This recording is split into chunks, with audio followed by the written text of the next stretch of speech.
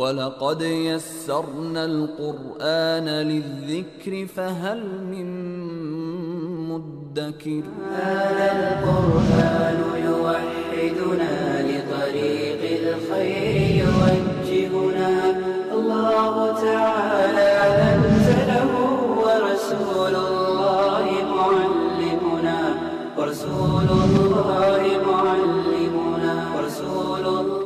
نحمده ونصلي على رسوله الكريم اما بعد فاعوذ بالله من الشیطان الرجیم بسم اللہ الرحمن الرحیم 24ویں سپارے کے آخر میں اللہ رب العزت کے عدل کا تذکرہ تھا اور فرمایا من عمل صالحا فلنفسه ومن اساء فعليها وما ربك بظلام للعبید کہ جو نیک اعمال کرے گا اس کا فائدہ اسی کو ہوگا اور جو برے اعمال کرے گا اس کا نقصان اور وبال بھی اسی پر ہوگا۔ اللہ اپنے بندوں پر ہرگز ظلم کرنے والا نہیں ہے بلکہ وہ عدل و انصاف کرنے والا ہے۔ 25ویں سپارے کے آغاز میں قیامت کا تذکرہ فرمایا اور قیامت کا منظر بیان کیا گیا کہ لوگ خرید و فروخت اور ذاتی دلچسپیوں میں منہمک ہوں گے کہ اچانک قیامت قائم ہو جائے گی، اور قیامت میں پھر اللہ مشرکوں سے سوال کریں گے کہ کہاں گئے میرے وہ شریک جن کو دنیا میں تم پوجتے تھے اور میرے ساتھ شریک ٹھہراتے تھے۔ تو اس دن مشرک اور کافر بے بس ہو کر یہ جواب دیں گے کہ آج ہمیں ان شرکاء میں سے کوئی بھی نظر نہیں آ رہا۔ اور پھر اس سورہ مبارکہ کے آخر میں اللہ نے فرمایا سَنُرِيهِمْ آیاتنا فی الآفاق وفی انفسہم، کہ ہم عنقریب اپنی قدرت کی نشانیاں تمہیں دکھائیں گے پورے عالم میں، وفی انفسہم اور تمہاری ذات کے اندر بھی۔ یہ قرآن کریم کی وہ آیت ہے کہ جو قیامت تک کے لیے قرآن کریم کا دائمی معجزہ ہونے کا ثبوت ہے، کہ قرآن نے کہا کہ ہم تمہیں ایسی نشانیاں اور ایسی چیزیں دکھائیں گے کائنات کے اندر اور تمہاری اپنی ذات کے اندر کہ جو تمہارے وہم و گمان میں بھی نہیں ہو۔ اگر ہم کائنات پہ غور کریں تو یقیناً اللہ نے انسان کو وہ چیزیں دکھائی ہیں اور ان حقیقتوں پر انسان پر وہ حقیقتیں منکشف کی ہیں کہ انسان جس کا تصور بھی نہیں کر سکتا۔ کون سوچ سکتا تھا کہ یہ انسان چاند تک پہنچ جائے گا، اور کس کے تصور اور وہم و گمان میں یہ بات آ سکتی تھی کہ انسان اس کرۂ ارض کے ارد گرد گھوم جائے گا؟ کس کو معلوم تھا کہ یہ زمین، انسان اس نتیجے تک پہنچ جائے گا کہ یہ زمین حرکت کر رہی ہے؟ اور کسے معلوم تھا کہ انسان اس سورج کے بارے میں حقیقتوں سے واقف ہو جائے گا کہ یہ جو سورج ہمیں نظر آ رہا ہے یہ تو زمین کی طرح کا ایک کرہ ہے، اور اس کے پس پردہ کئی ہزار سورج اور بھی موجود ہیں۔ اور اس سورج سے متاثر ہو کر ایک دور تھا کہ لوگ اس کے سامنے پرستش کرتے تھے، اس کے سامنے سجدہ ریز ہو جاتے تھے، لیکن آج اس کی حقیقت سے واقف ہو چکے ہیں۔ انسان سمندروں کے پیٹ تک گھس گیا اور وہاں کی جو حقیقتیں ہیں وہ انسان پہ منکشف ہو گئی۔ انسان کے اپنے جسم کے بارے میں ہر روز میڈیکل اعتبار سے نئے انکشافات اور نئی حقیقتیں اور نئے تجربات اور مشاہدات سامنے آ رہے ہیں، جو اس بات کی علامت ہے کہ قرآن کریم کا یہ جو وعدہ ہے سَنُرِيهِمْ آیاتنا فی الآفاق وفی انفسہم حتی یتبین لہم انہ الحق، کہ ہم آپ کے سامنے ایسی نشانیاں کھول کے رکھ دیں گے اور ایسی علامات کہ تمہیں یقین ہو جائے گا کہ یہ اللہ کی وحدانیت، توحید اور قرآن اور دین اسلام یہی حق ہے۔ یہ قرآن کریم کی اس آیت کی واضح دلیل ہے اس کی حقانیت اور سچائی کی۔ اس کے بعد سورہ شورا ہے، سورہ شورا وَأَمْرُهُمْ شُورَى بَيْنَهُمْ، کہ وہ آپس میں مشورہ کرتے ہیں۔ اس حوالے سے اس سورہ مبارکہ کا نام سورہ شورا رکھا گیا۔ یہ مکی صورت ہے، اس میں 53 آیات اور 5 رکوع ہیں۔ اس سورہ مبارکہ کے آغاز میں حروف مقطعات حامیم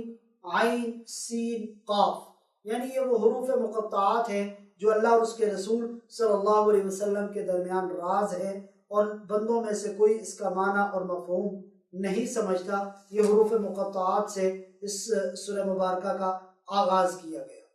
اور پھر اس سورہ مبارکہ کے آغاز میں بھی قرآن کریم کی عظمت اور قرآن کریم کے اعجاز کا ذکر کیا، اور فرمایا کہ یہ قرآن ایک ایسا معجزہ ہے کہ اگر کوئی انسان اس جیسا کلام بنانا چاہے تو وہ اس کی طاقت اور سکت نہیں رکھتا۔ پورا قرآن تو کجا، قرآن کی ایک سورت جیسی سورت یا قرآن کی ایک چھوٹی سے چھوٹی آیت جیسی کوئی آیت ہی بنا کر لے آئیں تو یہ سمجھ لیا جائے گا کہ یہ قرآن کسی انسان کا بنایا ہوا ہے، لیکن وہ باوجود اپنی فصاحت اور بلاغت کے جب اس پر قادر نہیں ہے تو اس سے یہ بات واضح ہو جاتی ہے کہ یہ قرآن اللہ کی کتاب ہے اور اللہ کا بنایا ہوا ہے۔ اللہ کے علاوہ یہ کسی اور کا کلام اور بنایا ہوا نہیں ہو سکتا۔ پھر سورہ مبارکہ میں اہل ایمان کی کچھ خصوصیات ذکر کی۔ سب سے پہلے وَعَلَىٰ رَبِّهِمْ يَتَوَكَّلُونَ، اہل ایمان اپنے رب پر مکمل اعتماد، بھروسہ اور توکل رکھتے ہیں۔ دوسرا وَالَّذِينَ يَجْتَنِبُونَ كَبَائِرَ الْإِثْمِ وَالْفَوَاحِشِ، کہ وہ کبیرہ گناہوں سے، فحش باتوں سے اپنے آپ کو بچا کر رکھتے ہیں، بے حیائی کی باتوں سے بچا کے رکھتے ہیں۔ وَإِذَا مَا غَضِبُوا هُمْ يَغْفِرُونَ، اور جب ان کو غصہ آتا ہے تو اپنے غصے پر قابو رکھتے ہوئے دوسرے کو معاف کرتے ہیں۔ اور وَالَّذِينَ اسْتَجَابُوا لِرَبِّهِمْ، وہ اپنے رب کی فرما برداری کرتے ہیں۔ وَأَقَامُوا الصَّلَاةَ،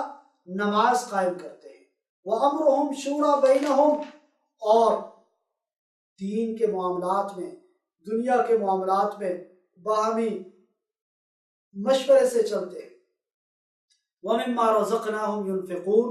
اللہ کے دیے ہوئے رزق سے اللہ کے راستے میں خرچ کرتے ہیں۔ وَالَّذِينَ إِذَا أَصَابَهُمُ الْبَغْيُ هُمْ يَنْتَصِرُونَ، جب ان پر کوئی ظلم کرتا ہے یا کوئی زیادتی کرتا ہے تو وہ اس کے بدلے میں اس پر ظلم اور زیادتی نہیں کرتے، بلکہ مناسب طریقے سے اس سے بدلہ لیتے ہیں۔ جزاء سیئۃ سیئۃ مثلها فمن عفا واصلح فاجرہ علی اللہ، اللہ نے یہ اختیار دے رکھا ہے، اگر تمہارے ساتھ کوئی برائی کرے تو اسی کے مثل اس سے بدلہ لیا جا سکتا ہے، آپشن موجود ہے، لیکن اگر معاف کر دیا جائے تو اس سے بڑھ کر مقام اور درجے اور ثواب والی اور کوئی بات ہو نہیں سکتی۔ فاصلح فاجرہ علی اللہ، اگر معاف کر دے اور صلح کر دے تو اس کا اجر اللہ پر ہے، اور اللہ کتنا اجر دے گا یہ انسان کے وہم و گمان میں بھی نہیں۔ اور پھر اس سورہ مبارکہ کے آخر میں اللہ کے راستے کی پیروی کرنے کی ترغیب دی گئی اور کہا گیا کہ وہ جو صحیح راستہ ہے، صراط مستقیم ہے، وہ اللہ کا راستہ ہے، اللہ کے دین کا راستہ ہے، توحید کا راستہ ہے، قرآن کا بتایا ہوا راستہ ہے، اسی پر چلنے میں نجات ہے۔ اس کے بعد سورہ زخرف ہے، یہ سورہ مبارکہ بھی مکی صورت ہے، اس میں 89 آیات اور 7 رکوع ہے۔ اس سورہ مبارکہ کے آغاز میں بھی حامیم والکتاب المبین، یعنی حامیم وہ حروف مقطعات آئے ہیں، اور اسی طرح قرآن کریم کی قسم کھائی گئی ہے، اور قرآن کریم کو عربی زبان میں نازل کرنے کی حکمت بیان کرنے کے بعد اللہ کی قدرتوں کا ذکر فرمایا گیا، اور فرمایا کہ یہ دیکھو آسمان کی نیلی چھت اللہ نے بنائی، یہ زمین کا فرش اللہ نے بنایا، یہ بلند و بالا پہاڑ اللہ نے بنائے، یہ بہتی نہریں اللہ نے بنائی، یہ تا حد نظر پھیلے ہوئے سمندر اللہ نے بنائے، یہ آسمان سے قطرہ قطرہ برسنے والی بارش کس نے بنائی؟ اللہ نے بنائی ہے، اور یہ کشتیاں اور یہ جہاز جو پانی کی سطح پر چلتے ہیں اور پانی میں ڈوبتے نہیں، یہ اللہ نے بنائے۔ اور اسی طرح ہر قسم کے چوپائے جن کے گوشت کھائے جاتے ہیں یا جو بوجھ اٹھانے کے کام آتے ہیں یا جن کا گوشت نہیں کھایا جاتا، یہ اللہ نے بنائے ہیں۔ تو یہ ساری کی ساری چیزیں اللہ کی بنائی ہوئی ہیں اور یہ اس کی قدرت کی زندہ گواہ ہیں، جو اس بات پر دلالت کرتی ہیں کہ یہ کائنات کا نظام اس اللہ نے بنایا ہے۔ اور پھر یہاں پر ایک اور نفرت انگیز سوچ کا بھی تذکرہ کیا گیا۔ مشرکین مکہ اپنے لیے بیٹیوں کو ناپسند کرتے تھے، اور اگر کہیں بیٹی کی ولادت ہو جاتی تو نعوذ باللہ زمانہ جاہلیت میں اس بیٹی کو زندہ درگور کر دیا جاتا تھا۔ اپنے بارے میں تو ان کا طرز عمل یہ تھا، جبکہ اللہ کے بارے میں وہ یہ نظریہ اور عقیدہ رکھتے تھے کہ نعوذ باللہ فرشتے وہ اللہ کی بیٹیاں ہیں۔ تو یہاں ان کے اس تضاد کو اور ان کی اس سوچ کی اور نظریے کی یہاں پر تردید کی گئی اور کہا ام اتخذ مما یخلق بنات واصفاکم بالبنین، کہ وہ اپنے لیے تو بیٹوں کو منتخب کرتے ہیں اور نعوذ باللہ اللہ کے لیے بیٹیاں منتخب کرتے ہیں۔ جو چیز اپنے لیے پسند نہیں کرتے وہ اللہ کے بارے میں کیسے وہ نظریہ اور سوچ رکھتے ہیں کہ اللہ کی بیٹیاں ہو سکتی ہیں۔ اللہ کی تو صفت یہ ہے لم یلد ولم یولد، نہ وہ کسی کی اولاد ہے نہ اس کی کوئی اولاد ہے، لیکن ان ظالموں نے اگر اللہ کے لیے اولاد ثابت بھی کی تو وہ بھی کون سی اولاد ثابت کی جو کہ اپنے لیے بھی پسند نہیں کرتے۔ اس سے بڑا اور ظلم کیا ہو سکتا ہے؟ یہ انتہائی قابل نفرت سوچ ہے۔ اور پھر اس سورہ مبارکہ کے اندر حضرت ابراہیم علیہ السلام کا واقعہ ذکر کیا گیا، اور اسی طرح یہاں یہ بھی بات ذکر کی گئی کہ اللہ رب العزت وہ یعنی اس سورہ مبارکہ کے آخر میں اپنے نبی صلی اللہ علیہ وسلم کو جاہلوں سے اعراض کرنے کا حکم دیا گیا، اور فرمایا گیا کہ آپ ان جاہلوں سے اعراض کیجئے اور ان کے طعنوں پر اور طرح طرح کی باتوں پر صبر اختیار کیجئے، اور تم ان سے منہ پھیر لو اور سلام کہو، ان قریب اللہ رب العزت آپ کو غلبہ نصیب فرمائیں گے اور ان کا انجام آپ کو معلوم ہو جائے گا۔ فسوف یعلمون فاصفح عنہم وقل سلام فسوف یعلمون، آپ ان سے اعراض کیجئے اور ان کو سلام کہیے، ان قریب ان کا انجام آپ کو پتہ چل جائے گا۔ اس کے بعد سورہ دخان ہے۔ سورہ دخان یہ بھی مکی صورت ہے، اس میں 59 آیات اور 3 رکوع ہیں، اور چونکہ اس میں فارتقب یوم تأتی السماء بدخان مبین کا لفظ آیا ہے، اس بنیاد پر اس سورہ مبارکہ کا نام سورہ دخان رکھا گیا۔ اس کے آغاز میں بھی حامیم اور ابتدان قرآن کریم کی عظمت کا بیان کیا گیا، اور فرمایا انا انزلناہ فی لیلۃ مبارکۃ انا کنا منذرین، ہم نے اس کو لیلہ مبارکہ یعنی بابرکت رات میں نازل کیا، یعنی جو قرآن کریم کو نازل کیا گیا لیلۃ القدر، لیلۃ القدر میں قرآن کو نازل کیا یک بارگی، اور پھر اس کے بعد تدریجاً اس کو آہستہ آہستہ آپ صلی اللہ علیہ وسلم کے قلب اطہر پر نازل کیا گیا۔ اور پھر یہاں پر مشرکین کا ایک نظریہ ذکر کیا گیا کہ وہ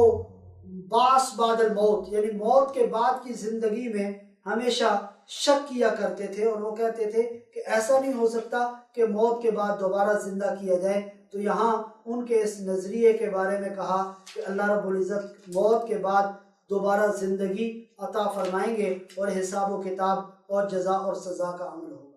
سورہ جاسیہ یہ مکی صورت ہے، اس میں 37 آیات اور 4 رکوع ہیں۔ اس سورہ مبارکہ کے آغاز میں بھی حروف مقطعات یعنی حامیم تنزیل الکتاب من اللہ العزیز الحکیم، قرآن کریم کی عظمت کو بیان کیا گیا، اور اس کے بعد قرآن کریم کی عظمت بیان کرنے کے بعد اللہ کی قدرت کی نشانیاں بیان کی گئی، اور اسی طرح یہاں بنی اسرائیل کا تذکرہ کیا گیا کہ اللہ نے ان پر اپنی بے شمار نعمتیں نازل فرمائیں، لیکن اس کے باوجود انہوں نے اپنی ان نعمتوں کی ناشکری کی، جس کے نتیجے میں اللہ رب العزت کے وہ عذاب کے مستحق ٹھہرے۔ اور قرآن کریم نے اس سورہ مبارکہ کے آخر میں قیامت کی منظر کشی کی ہے، اور اللہ کی حمد و ثنا بیان کرنے کی ترغیب دی گئی، اور فرمایا فَلِلَّهِ الْحَمْدُ رَبِّ السَّمَاوَاتِ وَرَبِّ الْأَرْضِ رَبِّ الْعَالَمِينَ، جو اللہ آسمانوں کا بھی رب ہے جو زمین کا بھی رب ہے، جو سارے جہانوں کا رب ہے۔ وَلَهُ الْكِبْرِيَّاءُ فِي السَّمَاوَاتِ وَالْأَرْضِ وَهُوَ الْعَزِيزُ الْحَكِيمُ۔ زمین اور آسمان کے اندر اس کی بادشاہت ہے، اسی کی بڑائی ہے، اسی کی برتری ہے، اسی کی سلطنت ہے، وہ زبردست اور حکمت والا ہے۔ نتیجہ یہ ہے کہ ہمیں اس اللہ کو اپنا معبود، اپنا الہ اور اپنا رب ماننا چاہیے اور اس کی تعلیمات کے مطابق زندگی گزارنی چاہیے۔ اللہ رب العزت سے دعا ہے کہ وہ ہمیں قرآن کریم کی تعلیمات پر عمل پیرا ہونے کی توفیق عطا فرمائے۔ وآخر دعوانا ان الحمد للہ رب العالمین۔ وَلَقَدْ يَسَّرْنَا الْقُرْآنَ لِلذِّكْرِ فَهَلْ مِن